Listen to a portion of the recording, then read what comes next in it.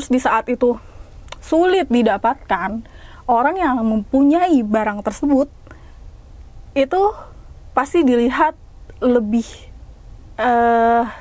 lebih hits lah, kayak derajatnya kayak agak naik gitu kan. Barang yang lagi happening banget itu pasti yang paling depan duluan berburu itu reseller kebanyakan. Gue bisa bayar orang, kalau duit gue banyak, gue bayar orang 10 juta demi gue dapetin itu boneka yang gue mau, ya gue mending bayar orang gitu.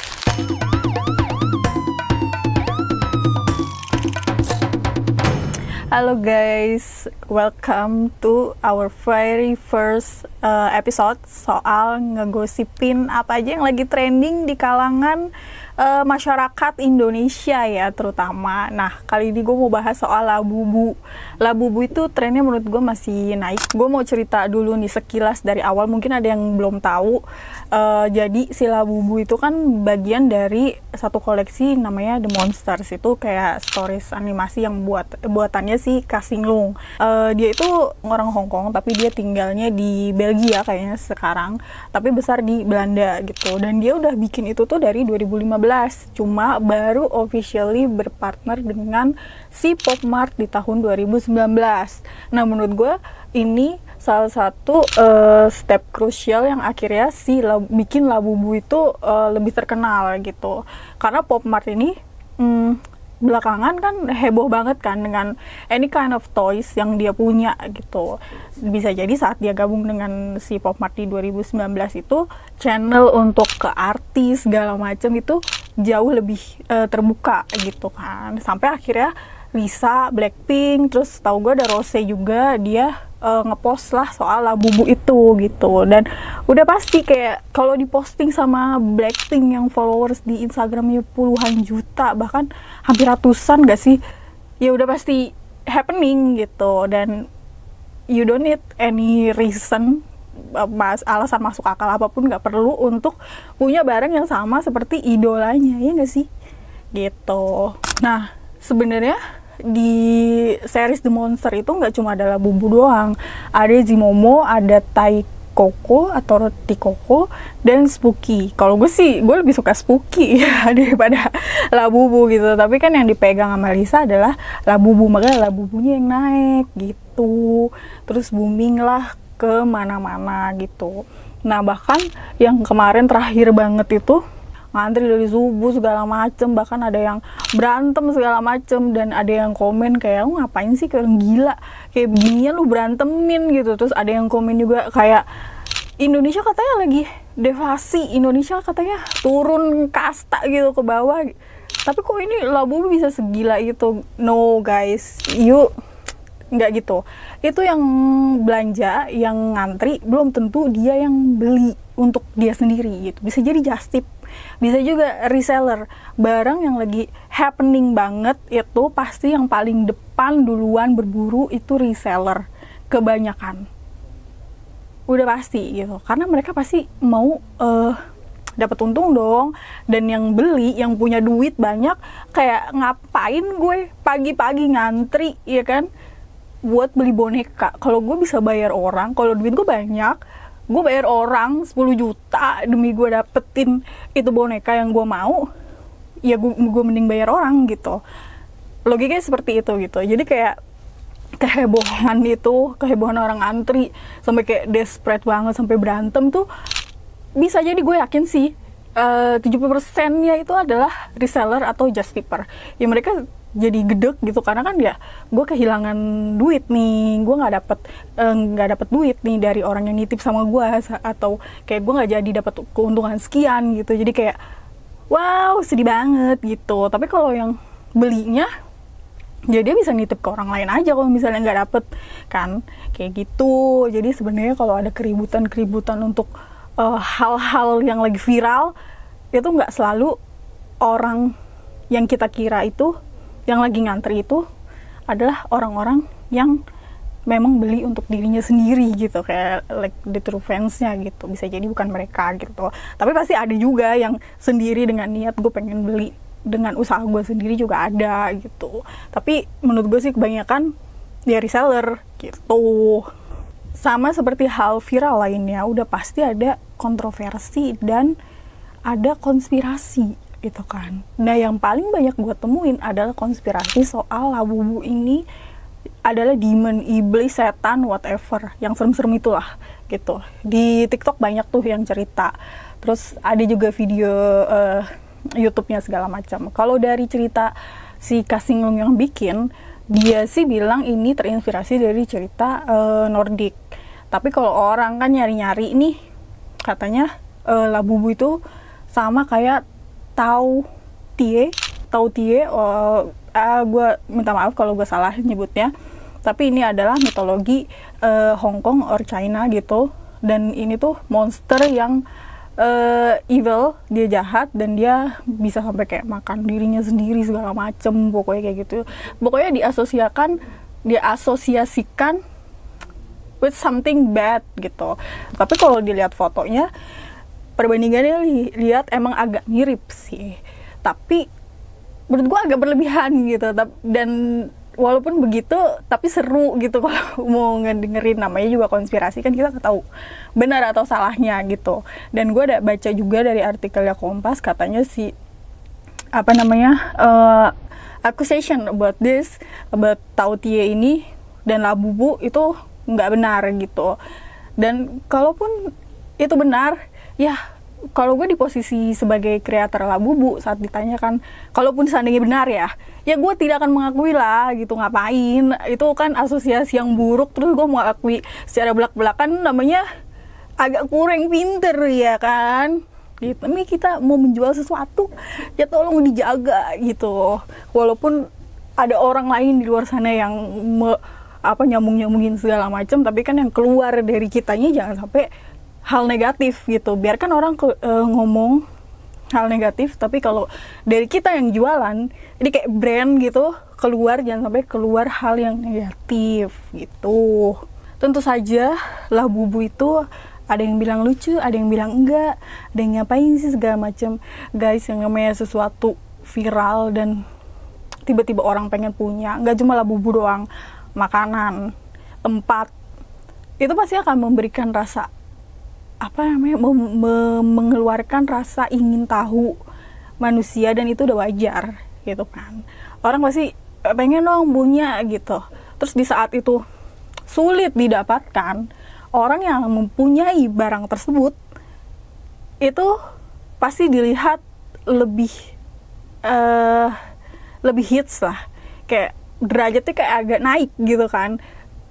Suka atau tidak suka, tapi pada kenyataannya dalam alam bawah sadar manusia itu pasti ada reaksi yang wow gitu saat melihat seseorang punya atau melakukan atau sudah experience hal yang lagi happening dan sulit didapatkan ini gitu, termasuk si Labubu gitu kan. Ya pasti akan berdampak juga sama kehidupan sosialnya gitu. Let's say lagi nongkrong ya kan, tahu-tahu bawa Labubu, nggak mungkin nggak ada yang bereaksi saat di tongkrongan lo ada yang punya Labubu asli. Walaupun dari 10 orang yang nongkrong cuma satu yang peduli gitu, tapi yang lain tuh pasti somehow akan, oh gue tahu Labubu nih gitu, walaupun nggak dikeluarkan gitu kan.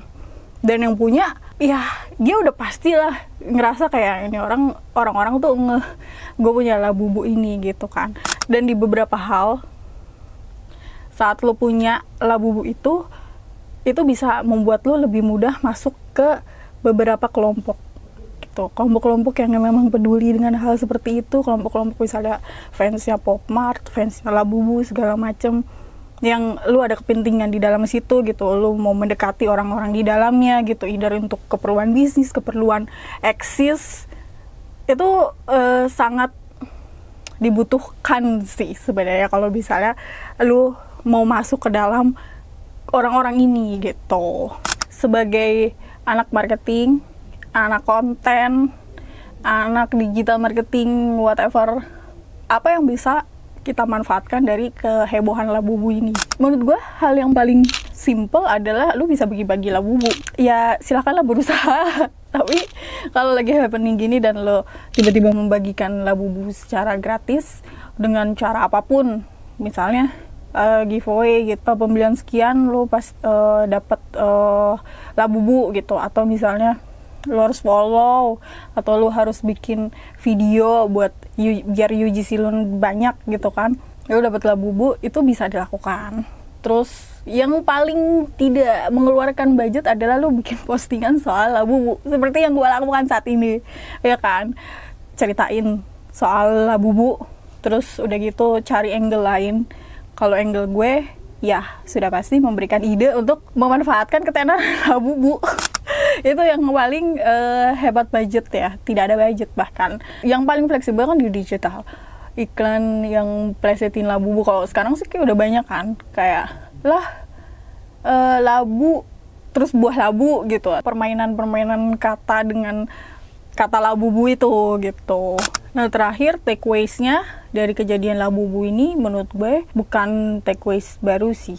Kalau lu udah berkecimpung di dunia marketing, lu udah pasti bisa menebak.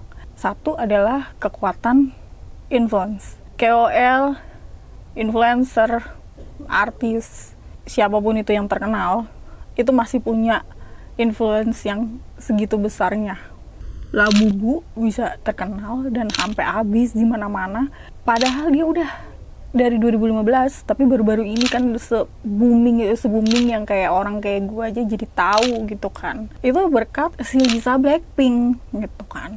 Jadi kayak lu punya barang, lu punya jasa, lu mau awareness yang segitu besarnya gitu, ya pilihlah orang yang tepat untuk memberikan influence ke orang lain agar mereka mau coba barang lo. Di sini anaknya Labubu adalah mainan dan dia lucu gitu, jadi orang nggak banyak proses berpikirnya nih. Lain kalau misalnya lu jualan suplemen apalah gitu kan harus lihat resultnya dulu. Walaupun misalnya Lisa Blackpink gitu, suplemennya suplemen biar gampang tidur, orang mungkin ada beberapa yang bener nggak sih gitu, masih mikir gitu. Tapi kan kalau untuk hal yang sesimpel ini, proses berpikirnya nggak panjang, ya orang pasti gue mau deh mainan lucu, ya udah gitu beli. Orang dengan influence yang sangat besar itu bisa jadi sesuatu yang kita manfaatin untuk gain awareness yang sangat besar ke masyarakat gitu.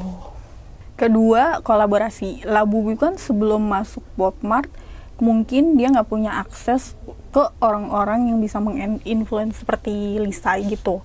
Tapi setelah dia masuk Popmart kan nggak tahu nih Lisa tuh dapetnya dari mana sih. Bisa jadi dia emang beli sengaja di Popmart, kan berarti di situ terbuka change-nya. Sebelumnya lu nggak jualan di Popmart, akhirnya si Lisa tiba-tiba ke sana terus lihat lucu dan beli, itu kan ada kesempatan baru kan. Sedangkan kalau misalnya lu tidak berkolaborasi sama siapa-siapa, struggle-nya akan lebih besar. Kayak ibaratnya lu heboh sendiri gitu. Dan berkolaborasi dengan orang lain itu sudah terbukti membuka kesempatan yang besar agar awareness kita naik gitu. Ya, kasarnya tuh kayak panjat sosial aja sih sebenarnya.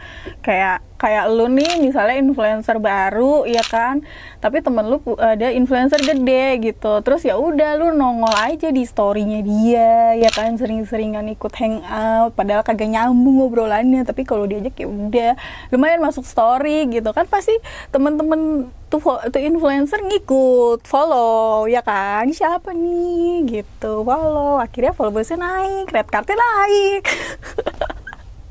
Itu contoh aja ya, contoh. Tapi suka tidak suka ya begitulah hidup ini. Kalau mau naikin awareness, somehow kita harus nempel sama sesuatu gitu. Bahasa bagusnya adalah kolaborasi ya kan. Nothing wrong about that gitu. Selama ya lu tidak memanipulasi satu sama lain dan merugikan satu sama lain, ya enggak? Oke, terakhir gue mau kasih prediksi hype-nya Labubu ini sampai akhir tahun. Menurut gue masih akan ada terus. Apalagi momen akhir tahun kan momennya holiday, ada Christmas, ada New Year gitu. Pasti mereka either ngeluarin koleksi baru, either kolaborasi sama artis, who knows kan. Mungkin Lisa jadi brand ambassador Popmart segala macem, who knows gitu. Tapi akhir tahun itu sebenarnya kesempatan brand untuk tampil lah dengan campaign baru, produk baru, segala macam. Karena kecenderungan akhir tahun itu kan orang spending lebih banyak kan, karena holidays itu. Jadi sampai akhir tahun Labubu masih cukup trending sih menurut gue, karena sekarang juga kan sebenarnya barangnya masih sulit ditemukan ya. Kalaupun ada yang jual kan mereka jual sampai berkali-kali lipat banget gitu. So kalau kalian mau memanfaatkan ketenaran Labubu ini, please do. Oke, segitu aja soal Labubu. Thank you for watching. Kalau kalian punya insight, kalau kalian mau mengkritisi soal Labubu, atau kalian mau request bahas apa lagi yang heboh, PDD seru sih, tapi kayaknya kalau nggak ada perkembangan kasus baru, belum tentu ada yang menarik lagi yang buat dibahas ya. Tapi seru sih. Apalagi kalian request aja di kolom komen. Thank you, bye.